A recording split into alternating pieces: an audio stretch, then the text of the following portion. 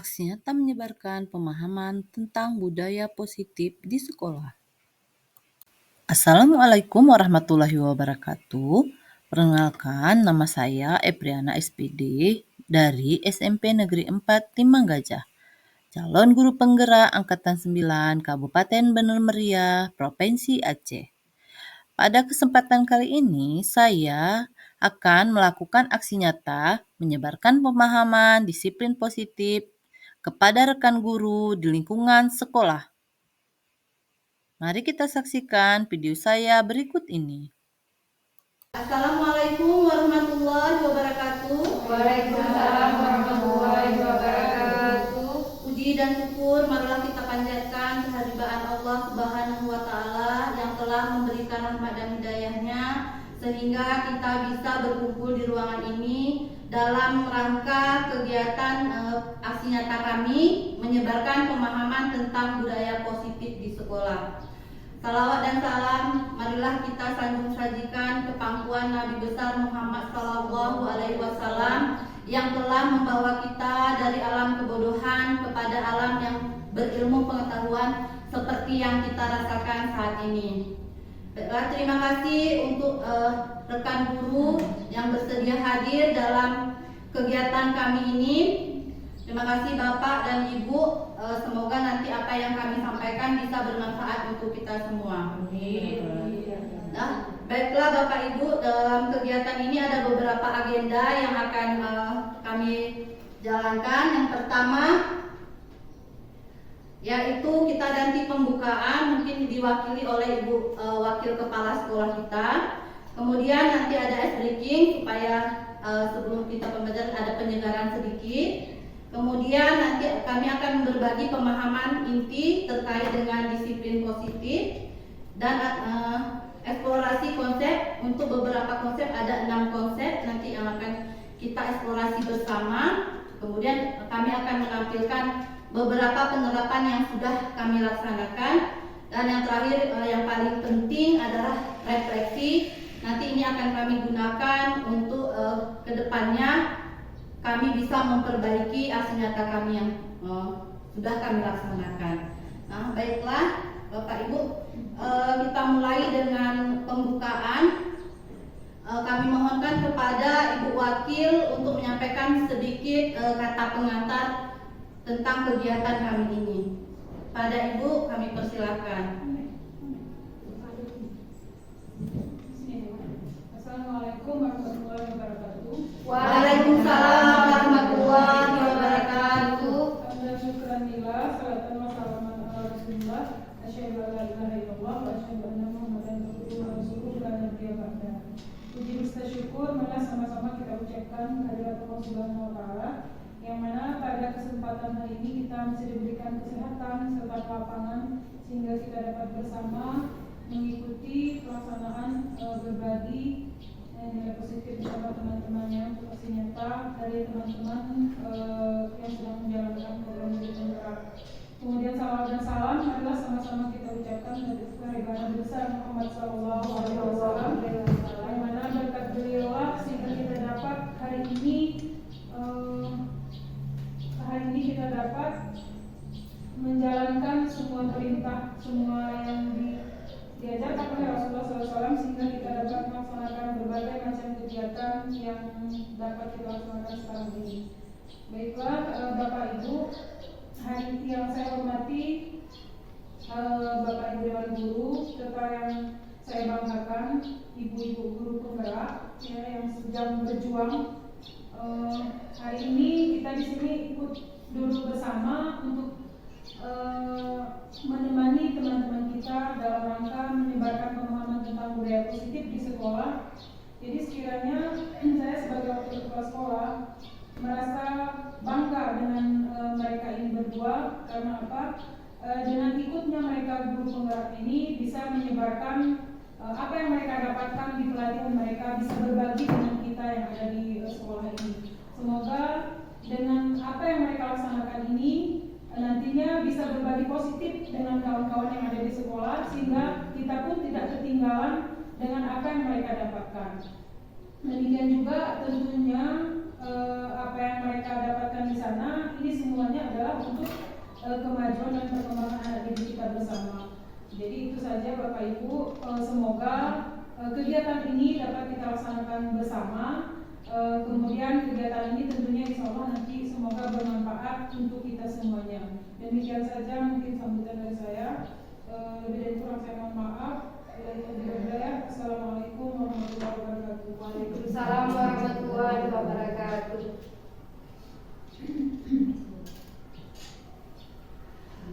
Terima kasih atas sambutannya dari Ibu Wakil Kepala Sekolah. Baik, sebelum memulai pembelajaran kita hari ini, kami berbagi pemahaman. Ada baiknya kita berdoa dulu, semoga nanti apa yang akan kami sampaikan bisa bermanfaat dan bisa kita terapkan bersama-sama di sekolah kita, sehingga tujuan kita dengan visi sekolah kita bisa terwujud nantinya. Bila Bapak Ibu, mari kita berdoa sejenak dalam hati kita masing-masing.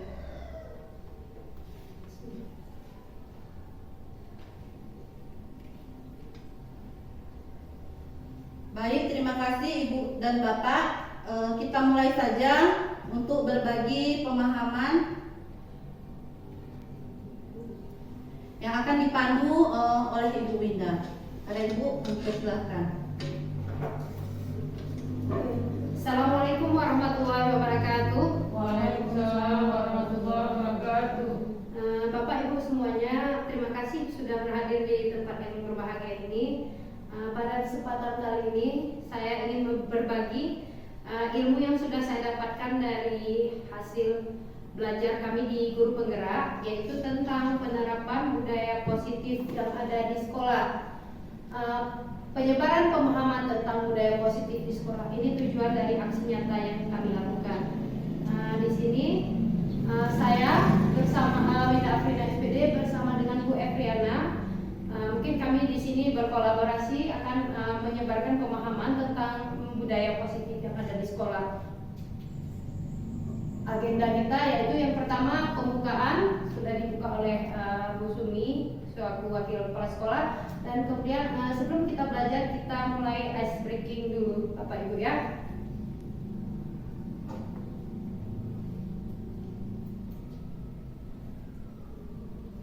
Ayo semangat, semangat.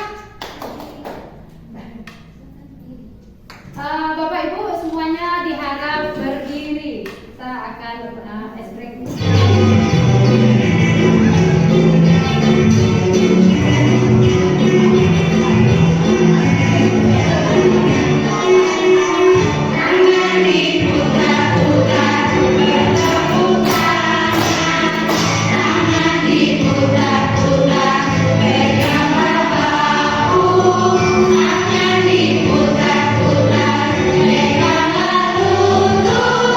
Goyang, goyang,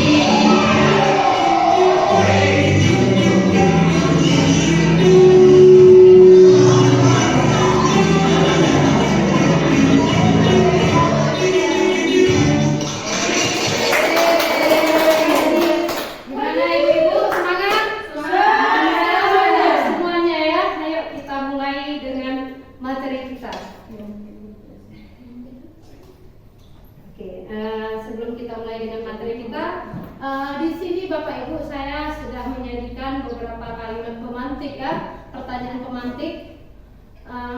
Bisa diperhatikan. Apakah Anda setuju dengan pernyataan ini? Yang pertama, hukuman dapat mendisiplinkan anak. Gimana Ibu-ibu? Apakah Ibu-ibu setuju bahwa hukuman dapat mendisiplinkan anak? Tidak. Tidak setuju? Ada alasan? Gambar teknis sebentar ya, Pak. Karena terkadang bukan makin kita hukum anak-anak itu makin nakal.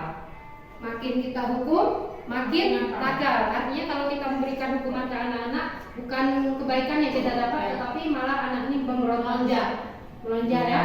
Ada pendapat yang lain Ibu-ibu? Tidak ada? Bagus, Ini sama ya. Artinya Ibu-ibu nggak setuju kalau hukuman itu dapat mendisiplinkan anak. Nah, ada pertanyaan pemantik kedua, yaitu pemberian hukuman dengan hal positif seperti membaca atau membersihkan halaman sekolah dapat meningkatkan disiplin anak. Apakah Ibu-ibu setuju? Setuju. Setuju ya. Ada alasan? Mungkin ada ingin memberikan pendapatnya. Yang memberikan hukuman dengan hasil positif itu dapat digunakan Bu, karena dengan kita berikan dengan membaca otomatis dia akan mendapatkan pengetahuan, dengan membersihkan halaman otomatis akan didapatkan hal positif yang lebih baik ketimbang kita berikan hukuman yang terbeban kepadanya. Artinya dengan memberikan hukuman hal positif seperti tadi membaca ataupun membersihkan halaman, ada hal-hal positif yang bisa diambil dari kegiatan tersebut tuh ya. Seperti gotong royong, mungkin mengajarkan anak-anak kita bekerja sama membersihkan halaman, itu alternatif untuk memberikan hukuman ke arah yang positif ya. Kemudian ada pertanyaan pemantik ketiga, yaitu memberi penghargaan dapat meningkatkan motivasi belajar anak. Apa Ibu setuju? Kurang setuju. Kurang setuju. Ya. Ada alasannya kira-kira kenapa memberi penghargaan dapat meningkatkan tidak dapat meningkatkan motivasi belajar anak? Karena apabila setiap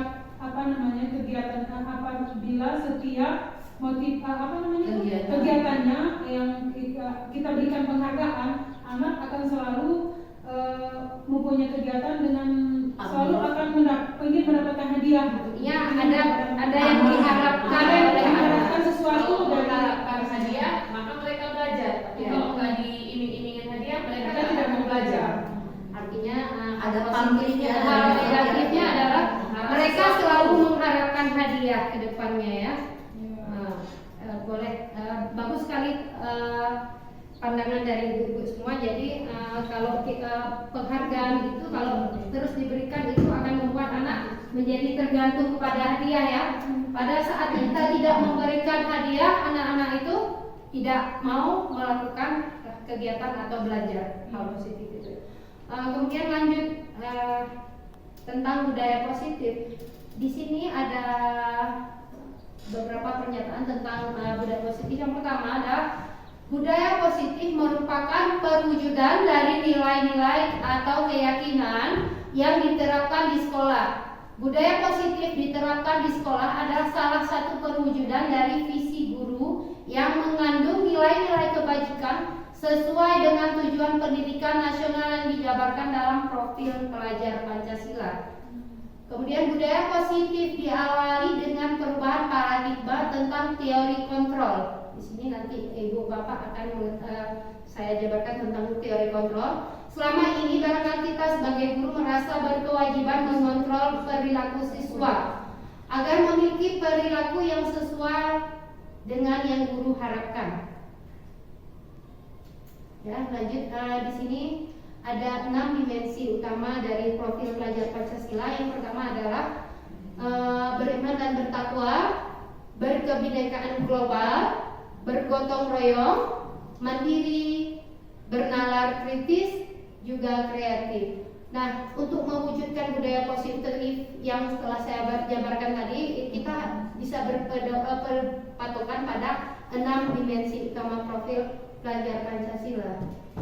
Kemudian perubahan paradigma teori kontrol. Setiap manusia memegang kontrol terhadap dirinya sendiri, baik atau buruk seseorang. Hanya dirinya sendiri yang bisa mewujudkan. Artinya kitalah yang bisa mewujudkan baik atau buruknya diri kita. Kemudian bagaimana seseorang bisa berubah dari paradigma stimulus respon kepada pendekatan teori kontrol. Menurut Stephen R. Covey, Principle Center Leadership 1991 tahun 1991 mengatakan bahwa bila kita ingin membuat kemajuan perlahan sedikit-sedikit, ubahlah sikap. Yang pertama yang harus kita ubah adalah sikap atau perilaku Anda. Namun bila kita ingin memperbaiki cara-cara utama kita, maka kita perlu mengubah kerangka acuan kita. Ubahlah bagaimana Anda melihat dunia, bagaimana Anda berpikir tentang manusia. Ubahlah paradigma Anda, skema perubahan dan pemahaman dan penjelasan aspek-aspek tertentu tentang realitas. Itu bila kita ingin mengubah budaya kita, sedikit-sedikit kita harus ubah sikap.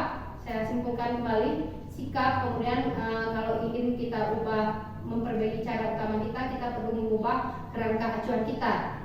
Di sini ada cara pandang kita melihat dunia, bagaimana kita berpikir, juga paradigma kita, juga skema pemahaman dan penjelasan tentang aspek-aspek tertentu tentang realitas.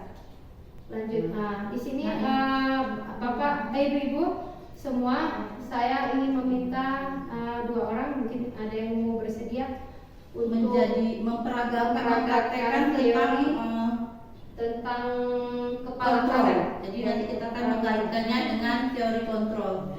Ibu-ibu, ada yang bersedia? Terima kasih, Bu. Silakan maju ke depan.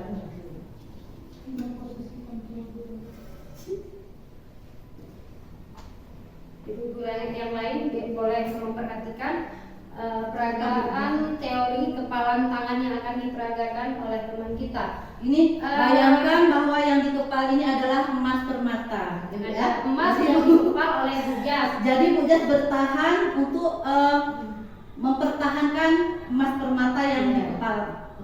Silahkan Ibu Bu Urus berusaha untuk membuka kepalan tangan Bu Jas dengan cara apapun. Boleh memaksa, boleh rayuan, membujuk dan sebagainya. Coba Urus berusaha untuk membuka kepalan tangan Bu Jas, dan Bu Jas berusaha untuk mempertahankan barang yang dipegangnya. Silahkan lakukan, boleh silahkan Ibu lakukan berbagai macam cara. Boleh dengan dirayu. Ini dipaksa dulu ya, artinya caranya memaksa dulu ya. Bu Jas mempertahankan. Direbus sama Ros. Seumpamanya dalam di bapaknya. Iya. Ini ayah saja. Ayah sanda dalamnya. Jadi dipertahankan. Oke. Terbuka. Artinya boleh disimpulkan Ibu-ibu. Tunggu dulu, Ibu Jas tadi membuka dengan sukarela atau sudah karena terpaksaan? Terpaksaan. Karena terpaksa. Jadi inilah ya. karena keterpaksaan. Oke Ibu, Boleh silakan Ibu itu kan mau mencoba. Nah, baik Ibu sedikit kami kuat terus kan. Yang merebut suami itu. Simpulkan, berarti ini dari kontrol tadi ya, Bapak Ibu. Tadi Ibu Jas berusaha, tapi di akhirnya ternyata Ibu Jas kelelahan untuk mempertahankan. Tapi tetap intinya karena keterpaksaan. Jadi disinilah yang budaya kontrol keterpaksaan ini yang akan kita coba hindari dari anak-anak kita. Jadi bagaimanapun kalau kita bisa bahwa anak-anak itu melakukan apapun memang karena keinginan dan dari hati mereka, bukan karena paksaan. Yang dicontohkan Bu Jas sama Bu Urus barusan, artinya kita membayangkan ke anak-anak kita bagaimana anak-anak kita mempertahankan prinsipnya, dan kita sebagai guru harus berusaha untuk mengubah prinsip anak itu ke arah yang positif. boleh dengan bujukan, rayuan ataupun paksaan. Tapi nanti yang mana yang terbaik nanti di materi berikutnya. Ini adalah merupakan perubahan paradigma teori kontrol ya. Yang pertama tadi ilusi guru mengontrol murid. Artinya guru adalah seorang yang mengontrol murid-muridnya. Kemudian ilusi bahwa kritik dan membuat orang merasa bersalah dapat menguatkan karakter. Artinya kita bisa mengkritik siswa atau membuat siswa kita mengatakan kepada siswa kita, kamu kalau memukul kawanmu, kamu bersalah loh. Itu kita bisa mengatakan kepada siswa, membuat siswa tersebut merasa bersalah dengan tindakan yang dia lakukan. Kemudian ilusi bahwa semua penguatan positif, efektif dan bermanfaat. Kemudian selanjutnya ilusi bahwa orang dewasa memiliki hak untuk memaksa. Kita sekarang ini berpikiran bahwa kita sebagai guru itu kan sudah masuk orang dewasa dan anak-anak yang lebih muda kita bisa memaksakan kehendak kita kepada anak-anak. Dan semua ini rupanya merupakan ilusi ya. Jadi cara kita yang selama ini yang kita sangka benar ternyata belum tentu benar. Kemudian lanjut, ini stimulus respon lawan teori kontrol, pandangan tentang dunia. Ada di sini stimulus respon tentang dunia, kemudian teori kontrol tentang dunia. Yang di bawah stimulus respon tentang dunia ada realitas, kebutuhan kita sama. Kemudian semua orang melihat hal yang sama. Kita mencoba mengubah orang agar pandangan sama dengan kita. Itu yang biasa kita lakukan ya. Kemudian perilaku buruk dapat dilihat sebagai suatu kesalahan. Kita melihat perilaku buruk anak itu adalah sebuah kesalahan. Kemudian orang lain bisa mengontrol saya. Artinya melalui praktek yang kita lakukan barusan, siapa yang bisa mengontrol kepalan tangan kita? Bisa ibu simpulkan sendiri. Artinya kita sendiri yang bisa mengontrol diri kita sendiri. Anak-anak juga sama ya. Itu tergantung dari gurunya nanti dengan cara apa bisa mengontrol perilaku siswa. Saya bisa mengontrol orang lain. Itu pandangan kita selama ini. Kemudian pemaksaan ada pada saat bujukan gagal. Artinya tadi Bu Rus kan waktu kita praktek mencoba merayu dulu ya, membujuk dulu Bu Jas agar Bu Jas bisa membuka kepalan tangannya. Tapi karena sudah gagal tadi dengan bujukan, artinya Bu Rus tadi memaksa Bu Jas untuk membuka kepalan tangannya. Itu yang biasa kita lakukan. Kemudian bully. Pemaksaan artinya pemaksaan ada pada saat bujukannya gagal yang kita praktekkan barusan. Kemudian model berpikir menang kalah. Nah, itu merupakan stimulus respon tentang dunia yang biasa dunia pikirkan. Kemudian di sini ada juga dijabarkan tentang teori kontrol tentang dunia. Ini teori kontrolnya. Yang pertama, realitas kebutuhan kita berbeda. Artinya kebutuhan setiap anak itu berbeda kalau kita kaitkan dengan peserta didik kita. Kemudian setiap orang memiliki gambaran yang berbeda. Setiap orang itu nggak sama, ada gambarannya masing-masing. Kemudian kita berusaha memahami pandangan orang lain tentang dunia. Artinya kita harus memahami siswa kita pandangannya tentang dunia itu bagaimana. Kemudian semua perilaku memiliki tujuan. Perilaku anak-anak yang menyimpang itu pada dasarnya mereka mempunyai tujuannya sendiri. Cuma kita tidak paham apa tujuan anak tersebut. Hanya Anda yang bisa mengontrol diri Anda. Ini seperti yang kita praktikkan tadi. Hanya Bu Jas yang bisa mengontrol kepalan tangan Bu Jas tadi ya. Kemudian kolaborasi dan konsensus menciptakan pilihan-pilihan baru. Di sini harus adanya kolaborasi, bisa jadi antara seluruh warga sekolah juga orang tua siswa. Kemudian model berpikir menang-menang. Artinya nggak ada yang kalah di sini. Siswa menang, guru menang, semua menang di sini ya. Win-win solution. Kemudian masuk ke konsep-konsep inti yang telah dipelajari dalam modul budaya positif. Di sini kami sebagai guru penggerak sudah mempelajari konsep-konsep dari modul-modul ini. Ada disiplin positif dan nilai-nilai kebajikan, teori motivasi, hukuman dan penghargaan, keyakinan kelas, kebutuhan dasar manusia dan dunia berkualitas, 5 posisi kontrol juga segitiga restitusi. Memang materi di modul ini agak banyak ya seperti ibu-ibu, jadi perlu pemusatan perhatian kita terhadap teori-teori ini untuk mewujudkan budaya positif. Semua teori ini hanya berguna untuk mewujudkan budaya positif. Paling digantikan oleh Bu Evi yang akan memaparkan budaya tentang materi berikutnya. Nah, terima kasih Bu Indah tadi sudah menyampaikan sedikit tentang itu sebenarnya dia di pemahaman inti ya Bapak Ibu untuk tadi yang sudah kita bahas. Baru sebelum kita masuk ke konsep-konsep inti, konsep-konsep yang akan dibahas di dalam budaya positif, tadi adalah konsep awal bagaimana untuk kita menjalankan budaya positif ini. Nah, di antara yang 6 tadi, jadi 6 langkah tadi itu sangat berkaitan dengan paradigma pemikiran kita yang di awal tadi, bahwa ilusi, ada beberapa ilusi tadi yang tidak sesuai. Nah, nanti kita akan terangkan. Di sini kita akan lihat ilusi itu dibuktikan bahwa ilusi itu sesuai atau tidak. Jadi maka dengan konsep-konsep ini kita akan melihat mana ilusi yang membuktikan bahwa ilusi tadi itu memang benar-benar sudah tidak sesuai. Nah, ini Ibu kita mulai dari yang pertama tentang disiplin positif. Nah, disiplin positif ini sendiri adalah cara penerapan disiplin yang mengajak anak bertanggung jawab dan menumbuhkan kesadaran diri berdasarkan nilai-nilai kebajikan. Nah, nanti kita akan bahas juga tentang nilai-nilai kebajikan. Kemudian disiplin positif adalah disiplin diri yang diarahkan pada kemampuan mengontrol diri dalam melakukan segala tindakan. Nanti kita akan buktikan bahwa kontrol anak itu ada pada dirinya sendiri. Ketika apapun yang dia lakukan akan bernilai positif bila memang kontrolnya berada pada diri si anak. Kemudian yang terakhir bahwa disiplin positif dapat membuat murid memahami dan menyadari berdasarkan motivasi internal, bukan paksaan ya Ibu, pujian atau hukuman. Jadi di sini juga nanti bahwa ilusi tadi bahwa hukuman dan penghargaan bisa memotivasi anak.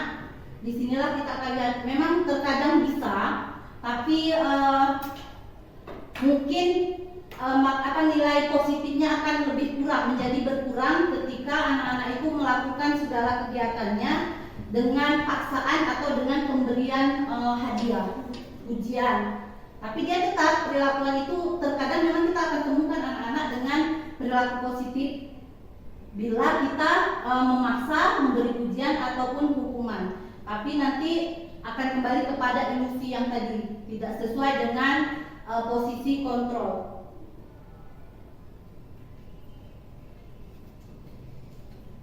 Nah, ini untuk nilai-nilai kebajikan tadi sudah dikaitkan dengan profil pelajar Pancasila, tadi beriman dan bertakwa, kemudian bergotong royong, mandiri, berkebinekaan global, mandiri, bernalar kritis. Kemudian, nilai-nilai kebajikan itu sendiri adalah nilai-nilai atau sifat positif manusia yang merupakan tujuan mulia yang ingin dicapai setiap individu.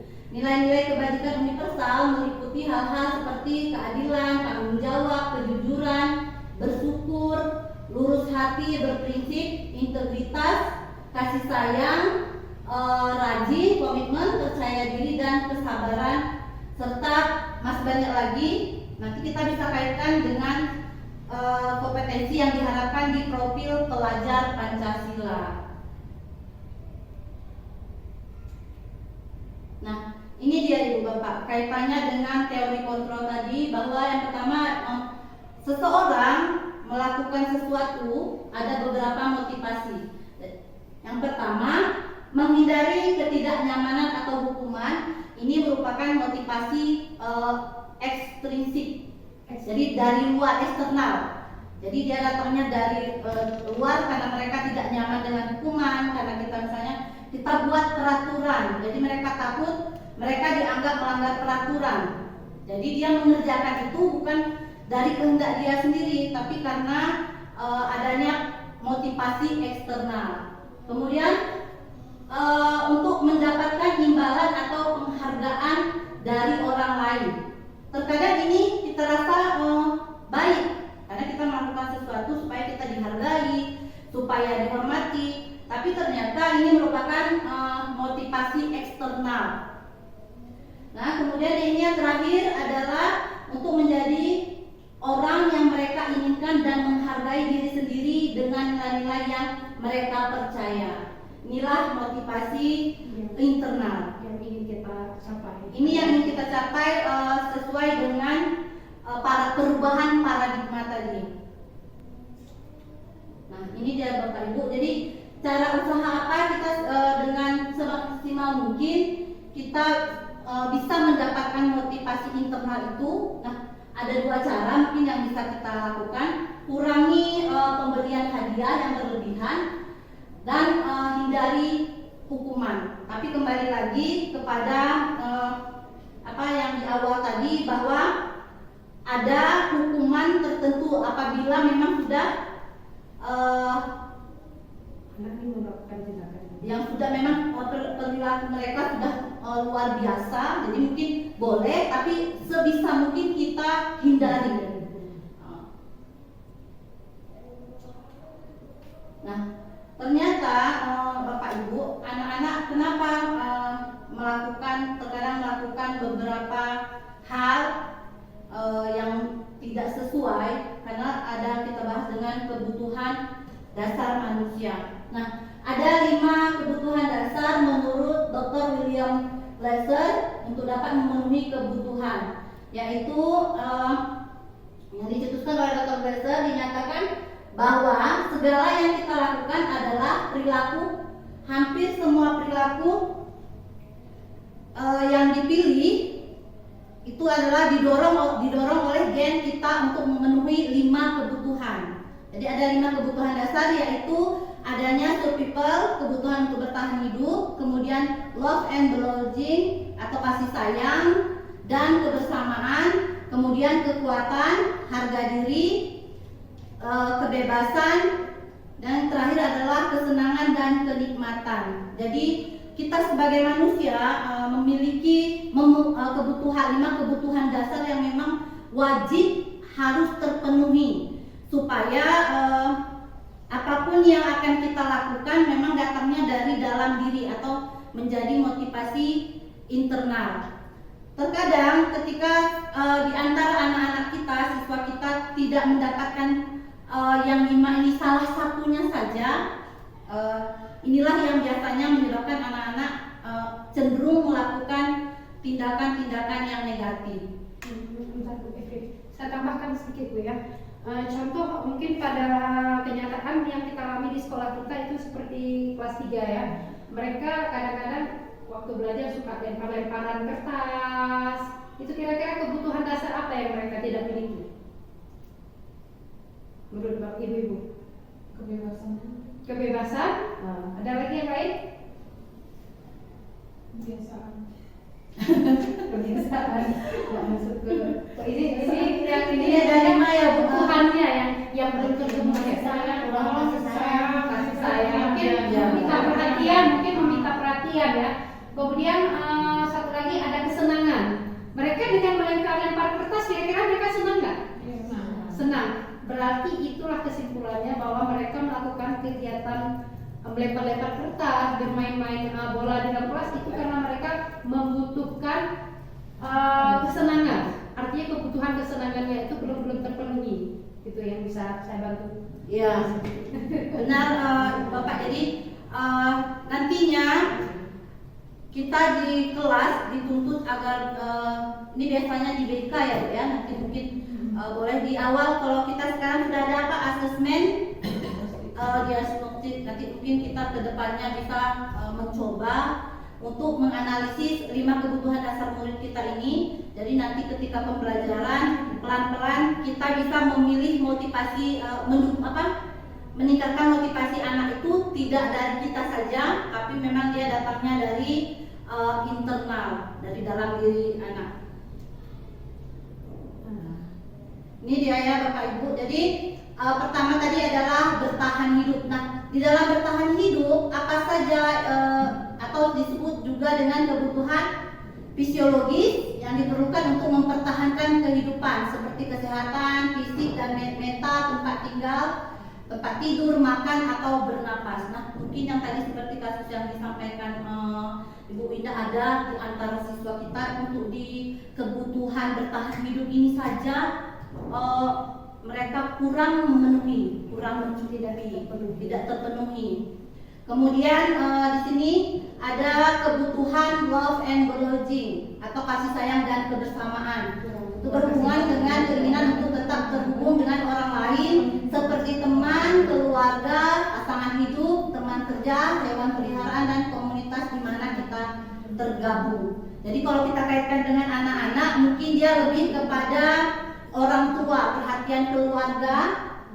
Kalau pasangan hidup belum ya, ini untuk kita ya, Ibu Bapak. Jadi bikin lebih ke keluarga, teman, dan ini ada hewan peliharaan. Ternyata tanpa kita sadari, seseorang yang memelihara hewan, punya kecintaan terhadap hewan, mungkin bisa memenuhi sedikit dari kebutuhan love and belonging-nya. Kemudian yang ketiga adalah kekuasaan atau harga diri. Kebutuhan ini terkait dengan dorongan untuk mencapai sesuatu, menjadi kompeten, terampil, kemudian prestasi dan keterampilan yang dimiliki, didengarkan dan merasa dihargai. Ini nampak juga Bu, anak kita antara kelas 1 sama kelas 2 saja. Yang kelas 2 ini biasanya bisa melakukan penyimpangan karena dia merasa tidak dihargai oleh adik-adiknya. Itu jadi dari situ saja sudah bisa. Kadang di rumah juga gitu, jadi suara mereka kan tidak didengar oleh orang tua. Ya. Iya, bisa jadi. Itu. Saya tambahkan sedikit Bu Epri. Iya, silakan. Seperti kasus tadi yang perkeluargaan, kira-kira itu kekurangan kebutuhan apa yang mereka tidak terpenuhi? Mungkin harga diri ya. Iya. Harga diri, mungkin makanya untuk mempertahankan harga diri mereka berkelahi terkadang. Itu karena kebutuhan sebagai harga dirinya tidak terpenuhi. Kemudian saya simpulkan sedikit, guru itu kalau ingin gurunya itu menghargai guru, seharusnya kita itu juga menghargai murid kita. Artinya kita harus memperlakukan murid kita dengan hormat, tidak boleh semena-mena dengan murid. Itu aja, sama-sama. Baik, kemudian yang kelima itu fun and enjoyment.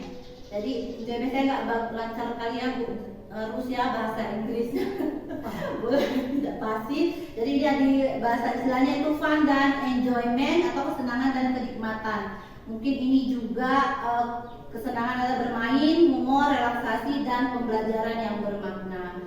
Jadi mungkin kita bisa di pembelajaran yang bermakna ini kita nanti bisa berperan untuk memenuhi kebutuhan anak-anak di fun and enjoyment. Jadi kita bisa usahakan di pembelajaran yang bermakna. Kita bisa coba nanti mencari pembelajaran yang bisa membuat anak-anak merasa menyenangkan. Seperti Ibu Jas sering ya Bu ya, pembelajaran yang digunakan dengan game-game. Nanti boleh kita saling berbagi. Kami sering lihat, maksudnya Bu Jas menerapkan ini. Jadi mungkin untuk memenuhi kelima kebutuhan anak-anak ini mungkin kita bisa terapkan di sini ya, di pembelajaran yang bermakna. Jadi kita bisa menciptakan. Kemarin kami sempat mendapatkan pemahaman bahwa kodrat anak itu adalah bermain. Itu salah satu kodrat anak. Jadi kami dituntut, kita semua sebagai guru dituntun agar bisa menciptakan pembelajaran yang menyenangkan agar lima kebutuhan ini yang fun and enjoyment ini bisa didapatkan anak-anak. Kalau relaksasi, bermain, kesenangan, mungkin ini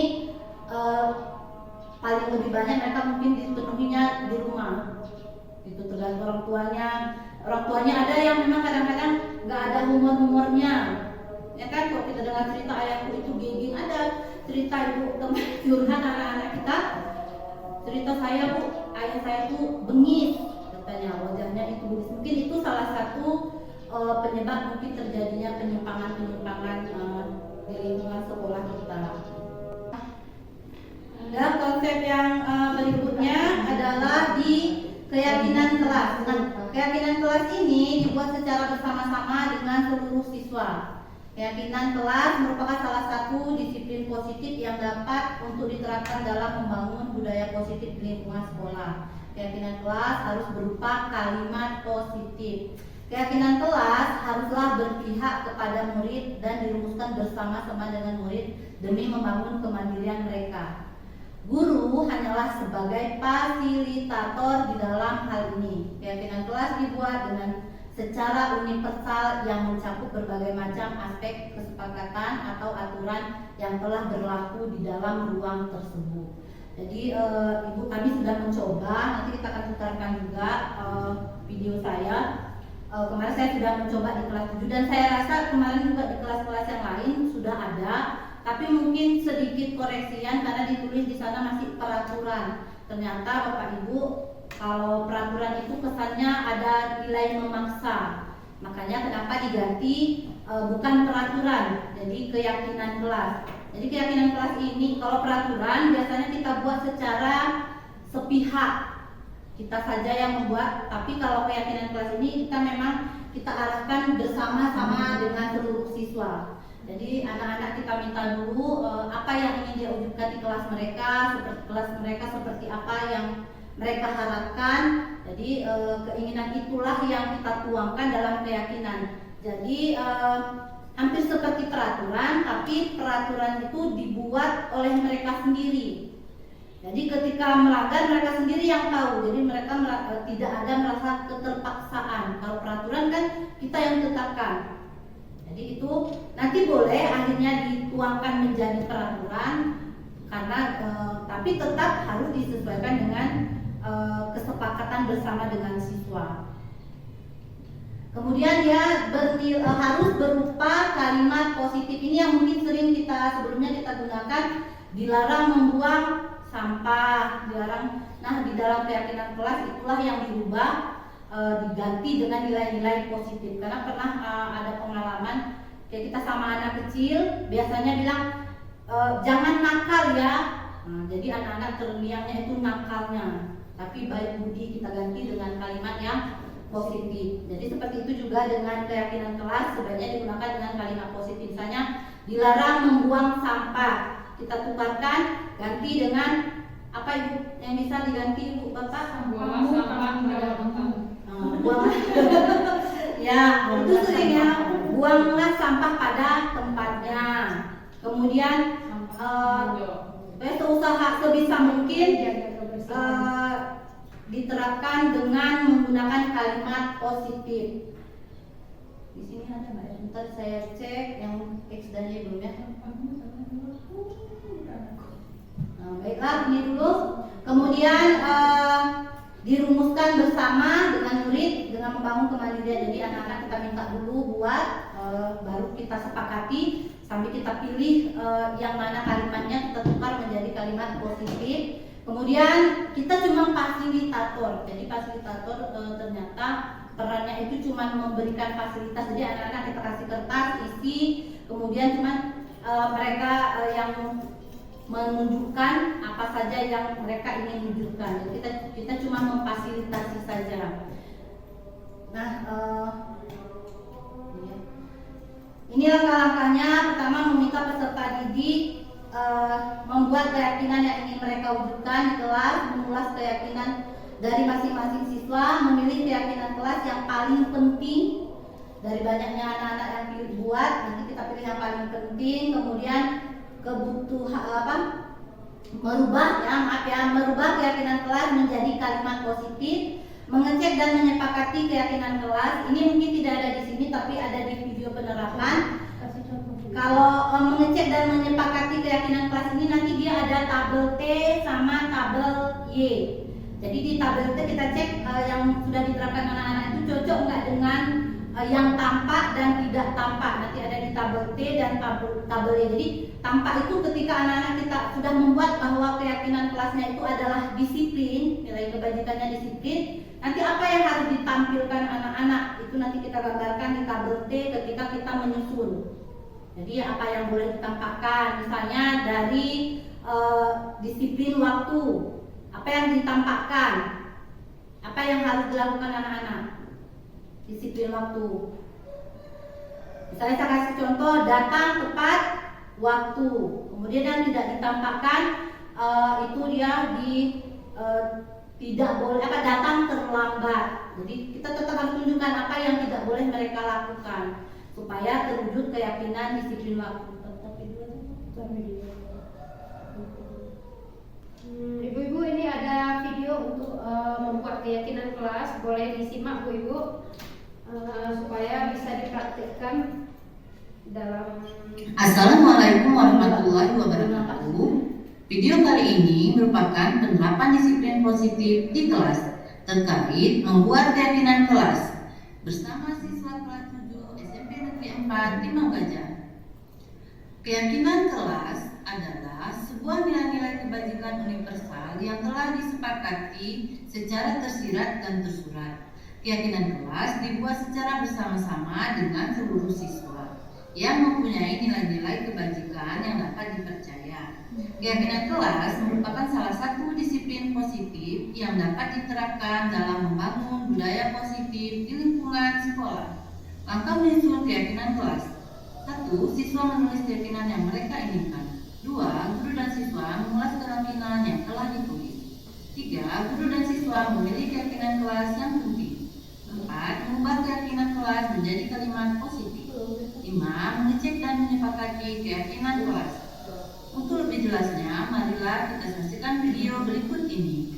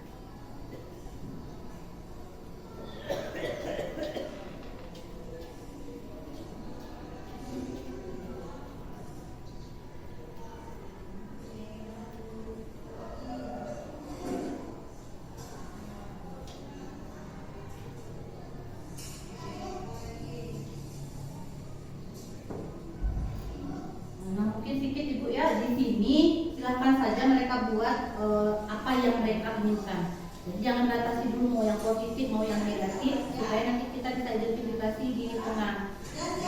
Salah. Nah, yang kedua ya mengulas keyakinan kelas.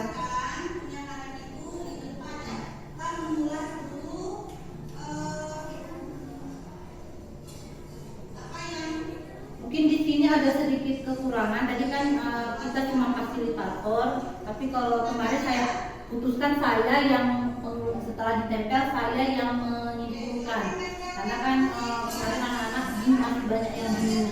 Tapi sebenarnya kalau memang anak kita sudah bisa, nanti mereka terus saja yang memilih keyakinan kelas yang mana yang mau diterapkan. Kita tinggal menyetujui saja.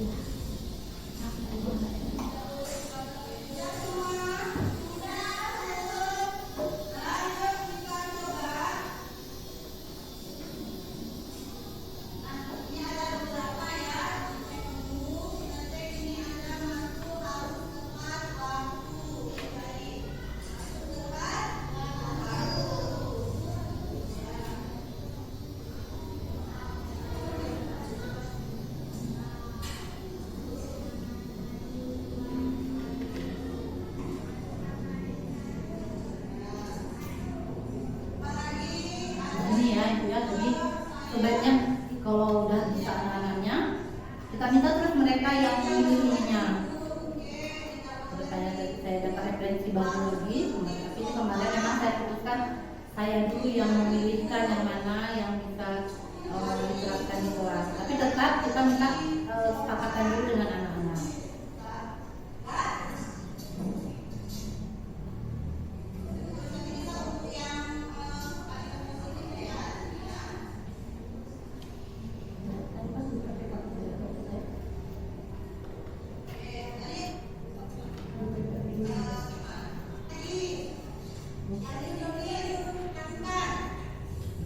Ini ya Ibu, ini dia tabel.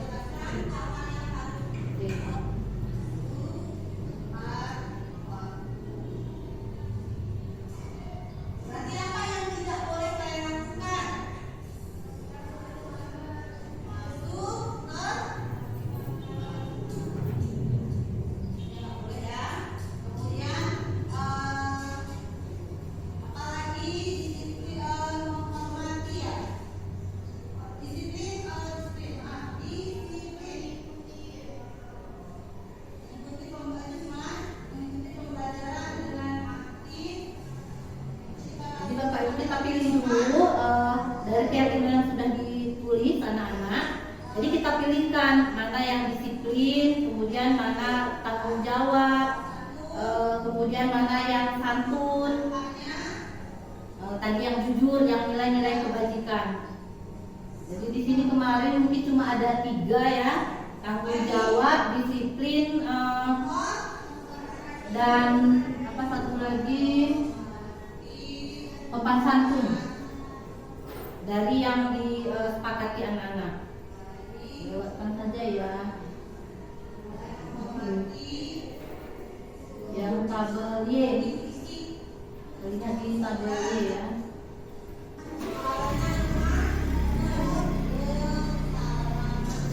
Mungkin tabel Y kurang tampak, tapi dia bentuknya Y. Ada apa yang terlihat, apa yang terdengar, kemudian apa yang dilakukan, perilakunya seperti apa. Nanti kita tetap tunjukkan sama anak, kalau kalian dianggap sopan, apa saja yang harus kalian tunjukkan di dalam kelas ini. Jadi itu dia yang terlihat, kemudian yang terdengar, supaya supaya kalian sesuai dengan keyakinan yang sudah kalian tentukan. Bagaimana cara kalian berbicara, bagaimana apa yang harus kalian perdengarkan kepada teman-teman. Saya ketika meminjam buku harus ada kalimat dulu, pinjam ya, atau boleh saya pinjam dulu. Jadi ada yang terdengar yang harus. Jadi di situ juga anak-anak akan diatur bagaimana cara mereka berbicara tanpa disadari. Dengan keyakinan ini, cara berbicara mereka juga akan diatur dengan keyakinan yang mereka buat sendiri. Ini simpulan saja langsung.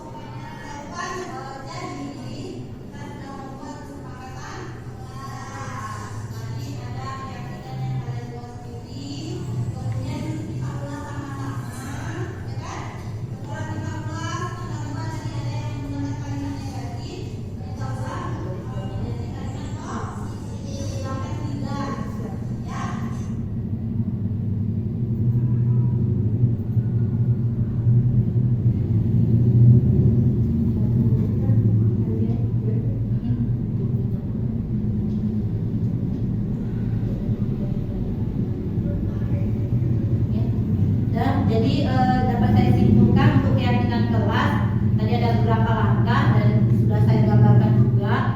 Intinya dia disepakati bersama-sama, kemudian gunakan kalimat positif, terakhir baru kita cek yang mana yang boleh ditampilkan, yang mana boleh tampak, yang mana boleh tidak tampak, yang tidak tampak dan tampak seperti, tidak tampak seperti apa. Kemudian ada yang tabelnya itu yang terlihat, terdengar, dan bagaimana mereka berperilaku. Jadi rupanya di keyakinan kelas itu diatur juga sampai ke bagaimana berperilaku, bagaimana dia berbicara, dan bagaimana dia menunjukkannya kepada orang lain.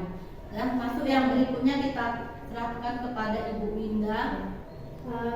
Ibu-ibu, di sini saya mungkin akan membahas tentang 5 posisi kontrol guru. Jadi guru ini harus mempunyai posisi kontrol.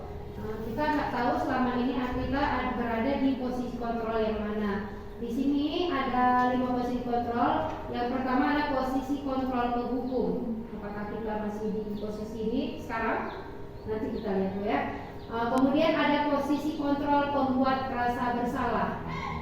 Seperti tadi ada saya singgung sedikit. Mungkin kita ada mengajukan pertanyaan kepada siswa yang membuat posisi siswa itu, oh saya salah ya. Jadi di sini biasanya cenderung siswanya meminta maaf bu. Artinya kita berada di posisi kontrol, membuat siswa merasa bersalah. Kemudian ada posisi kontrol teman. Artinya kita menganggap siswa itu sebagai teman kita. Nanti kita lihat di pembahasan lebih lanjutnya. Kemudian posisi kontrol sebagai pemantau. Dan yang terakhir ada posisi kontrol manajer, yaitu dengan menggunakan segitiga restitusi. Lanjut, yang ini yang pertama ada penghukum. Ibu-ibu ada nggak melihat kesalahan siswa? Misalnya ada yang datang terlambat, tanpa kita tanyakan lebih dahulu, kita langsung memarahi dan langsung kita kasih hukuman. Ada nggak pernah kita lakukan? Ada. Pernah ya? Mungkin masih sering ya kita lakukan. Nah di sini posisi kontrol kita adalah sebagai penghukum. Membuat rasa bersalah. Biasanya guru akan bersuara lebih lembut di sini. Akan tetapi membuat siswa itu menyadari bahwa mereka itu melakukan kesalahan. Biasanya siswa di sini akan meminta maaf bu, mereka akan meminta maaf. Kemudian ada di sini posisi teman. Pada posisi teman biasanya seorang guru akan sering mengatakan, ayo bantulah bapak ya, atau ayo bantulah ibu ya, kerjakan tugasnya ya nak ya, bantu ibu ya. Itu biasanya kita berada di posisi kontrol sebagai teman. Ayo ingat tidak bantuan bapak selama ini, kita mengingatkan. Kemudian ya sudah, kali ini tidak apa-apa, nanti ibu bantu bereskan. Artinya kalau kita sering mengatakan kata-kata seperti ini, kita berada di posisi teman. Kemudian lanjut kita di posisi pemantau. Di posisi pemantau kita bisa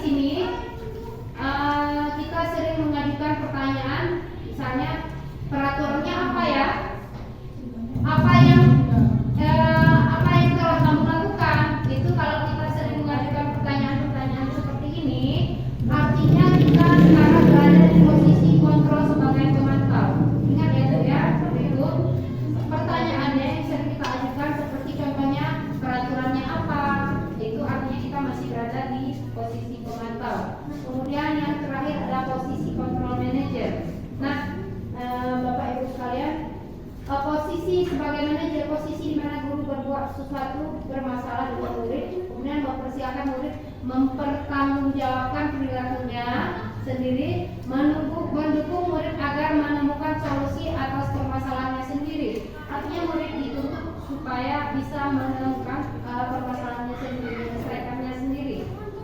Di manajer murid diajak untuk menganalisis kebutuhan dirinya. Tadi sudah kita bahas tentang 5 kebutuhan dasar manusia, sudah tahu Bapak Ibu ya. Kemudian maupun kebutuhan orang lain. Di sini penekanan bukan pada kemampuan membuat konsekuensi, namun berkolaborasi dengan murid bagaimana memperbaiki kesalahan yang ada. Untuk lebih jelas mari kita nonton video. Oke, apa kabar Peri? Baik Bu. Sehat? Sehat Bu. Kamu tahu nggak kenapa kamu dipanggil? Enggak Bu. Nah, kemarin Ibu baru saja mengecek absen kalian. Absen Peri ternyata yang paling banyak tidak hadir dan tanpa keterangan. Boleh tahu nggak Ibu kenapa?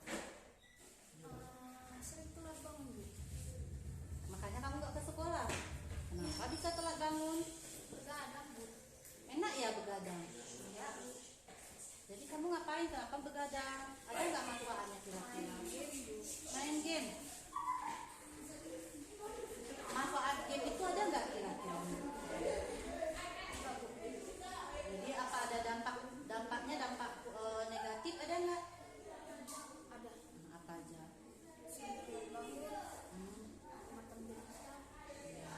Kamu tahu dampaknya, ya kan Ibu pun kan takut, ya kan? Harusnya kamu menghindari itu supaya sering bisa ke sekolahnya paginya segar. Nah, Peri tahu nggak kalau Peri itu sering nggak ke sekolah itu berarti Peri sesuai nggak dengan keyakinan kelas kita yang pernah kita buat? Dengan keyakinan apa tuh yang nggak sesuai? Kedisiplinan. Nah, Peri tahu bahwa tidak sesuai dengan kedisiplinan. Enak memang bergadang. Ibu pun suka bergadang kalau ada manfaatnya. Misalnya Ibu ada tugas, ya kan, yang harus Ibu kerjakan cepat. Nah, Ibu perlu bergadang. Tapi kalau tidak bermanfaat, sebaiknya dihindari, ya kan? Nah, coba dari sini ke depan ada nggak niat Peri untuk memperbaiki diri? Ada Bu, dengan memasang alarm. Nah, terus Tidak bergadang lagi.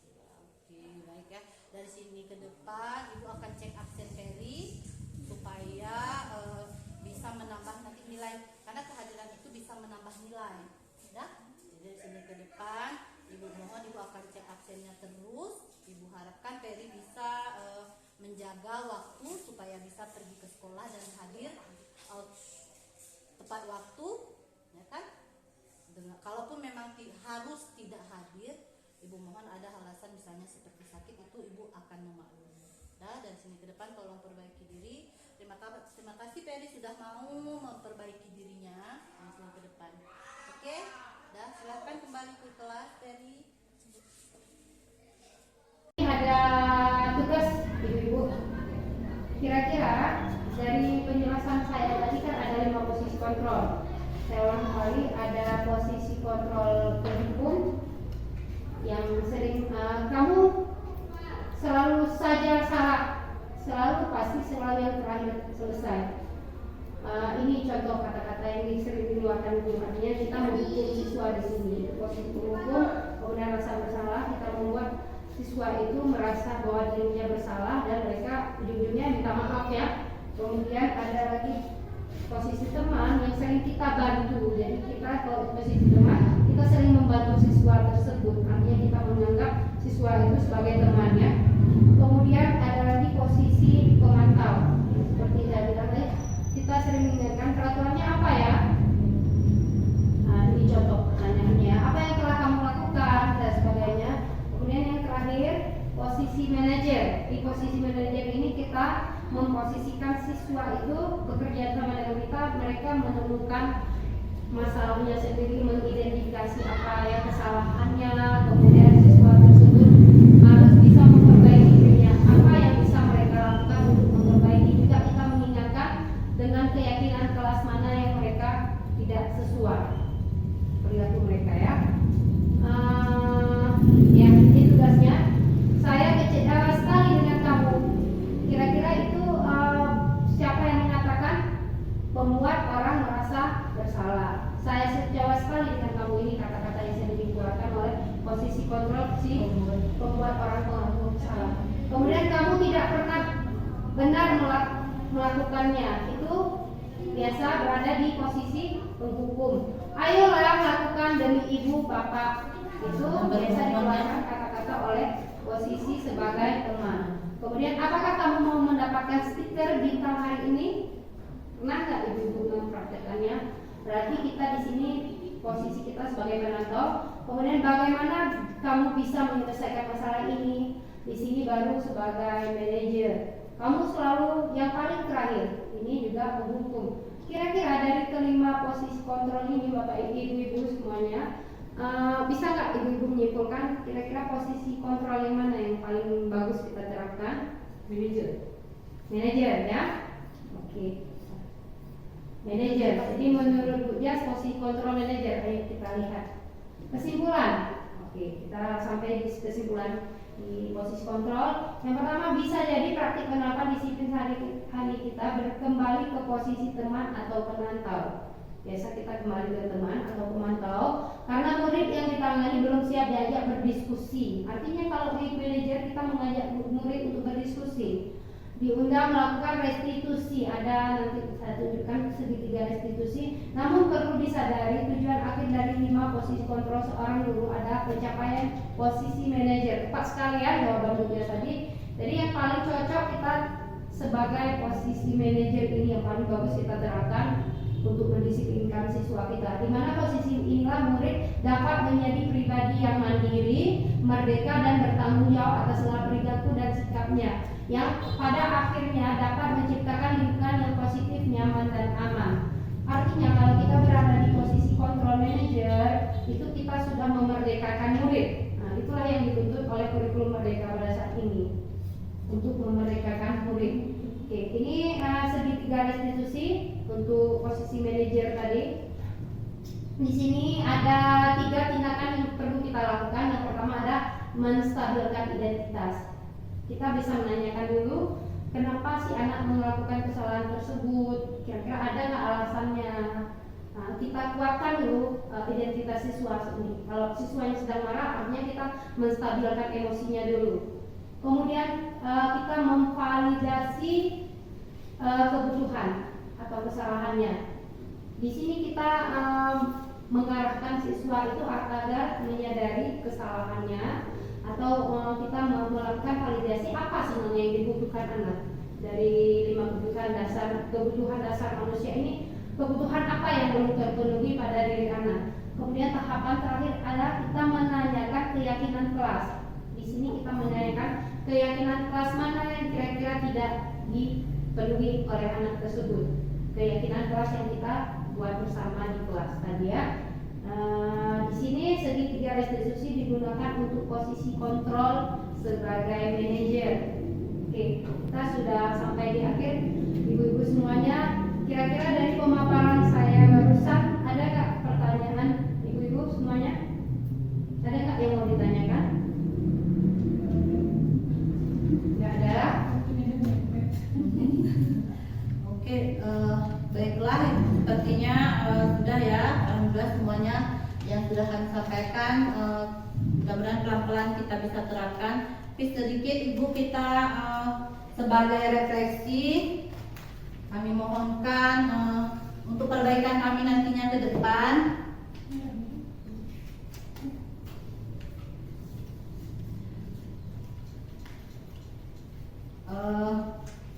Boleh refleksinya ibu bapak apa yang perlu kami tambahkan. Jadi ini refleksi ini bisa untuk perbaikan kami ke depan dalam kegiatan kami berikutnya.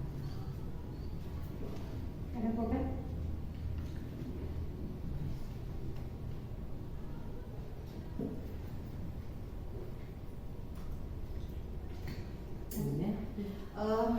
Baiklah, terima kasih. Terima kasih Bapak dan Ibu yang hadir di hari ini atas dukungannya. Semoga nanti kedepannya kami sebagai calon guru penggerak bisa lebih baik lagi Ini adalah salah satu aksi nyata kami untuk berbagi. Semoga apa yang telah kami bagikan ini bisa bermanfaat dan nantinya bisa kita terapkan bersama-sama. Dan di akhir kata, marilah kita mengucapkan alhamdulillah dan terlaksana kegiatan hari ini. Sekali lagi terima kasih banyak Ibu Bapak sudah bersedia di sini hadir mendengarkan sedikit kami berbagi pemahaman. Saya akhiri, mohon maaf bila dalam pelaksanaan kegiatan ini banyak sekali kekurangan karena kami memang dalam proses masih belajar, jadi jauh sekali dari kata sempurna. Demikian saya akhiri. Bu Minda masih ada? Ya. Baiklah, kami akhiri dengan mengucapkan wassalamualaikum warahmatullahi wabarakatuh. Waalaikumsalam warahmatullahi wabarakatuh.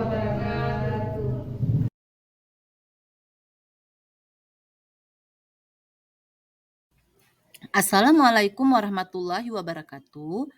Video kali ini merupakan penerapan disiplin positif di kelas terkait membuat keyakinan kelas bersama siswa kelas 7 SMP Negeri 4 Timang Gajah. Keyakinan kelas adalah sebuah nilai-nilai kebajikan universal yang telah disepakati secara tersirat dan tersurat. Keyakinan kelas dibuat secara bersama-sama dengan seluruh siswa yang mempunyai nilai-nilai kebajikan yang dapat dipercaya. Keyakinan kelas merupakan salah satu disiplin positif yang dapat diterapkan dalam membangun budaya positif di lingkungan sekolah. Langkah menyusun keyakinan kelas. 1. Siswa menulis keyakinan yang mereka inginkan. 2. Guru dan siswa mengulas keyakinan yang telah ditulis. 3. Guru dan siswa memilih keyakinan kelas yang penting. 4. Mengubah keyakinan kelas menjadi kalimat positif. 5. Mengecek dan menyepakati keyakinan kelas. Untuk lebih jelasnya, marilah kita saksikan video berikut ini. Assalamualaikum warahmatullahi wabarakatuh.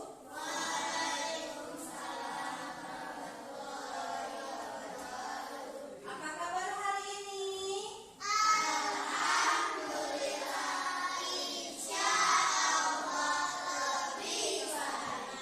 Alhamdulillah, semangat masih ya.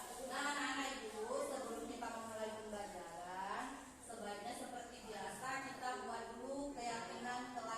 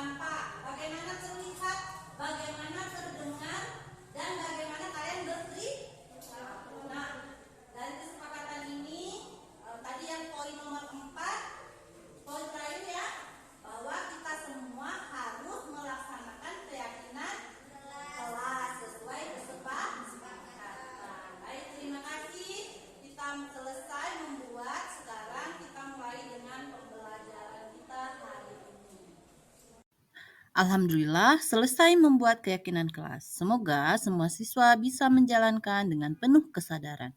Wassalamualaikum warahmatullahi wabarakatuh. Assalamualaikum warahmatullahi wabarakatuh. Perkenalkan, nama saya Mutiara Salsabila. Hari ini kami membuat kesepakatan kelas bersama-sama sehingga pembelajaran menjadi lebih tertib karena semua teman-teman menjaga kesepakatan masing-masing. Assalamualaikum warahmatullahi wabarakatuh.